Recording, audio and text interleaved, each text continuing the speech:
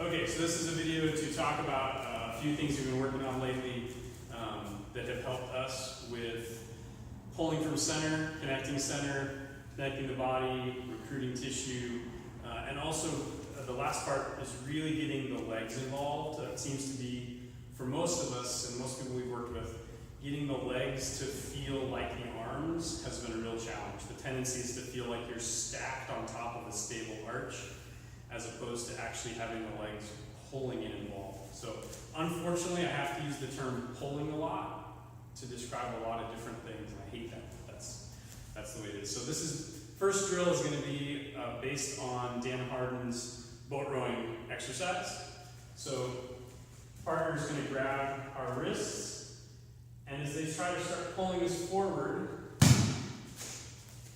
the natural inclination is for me to resist that pull and pull towards myself. When I do that, I actually pull myself towards my partner.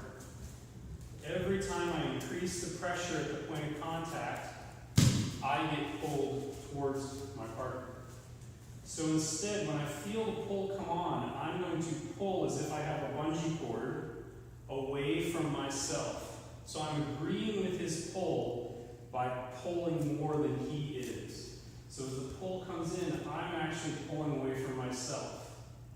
I'm trying to pull. I'm stable, I'm more stable here because he's now feeling that I'm pulling. At some point, however, I'm still going to reach my maximum ability, and that's going to be overcome. So we're going to take the sense of pulling into my partner's pull, and then I'm going to anchor my elbows to my mingmen, and that's going to pull against his pull. So now I have an anchor point on my back going to my elbows, and from my abdomen out to my wrists, I'm pulling towards him. Then he starts to come towards me as he increases pressure.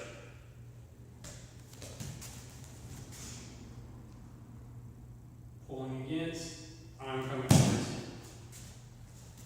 I'm pulling towards him myself, and then I anchor that in my own back.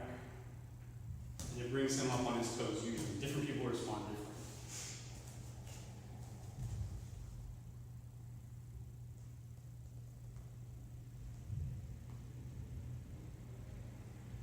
So that's the whole basic drill. You've probably done this if you've been to a dance seminar.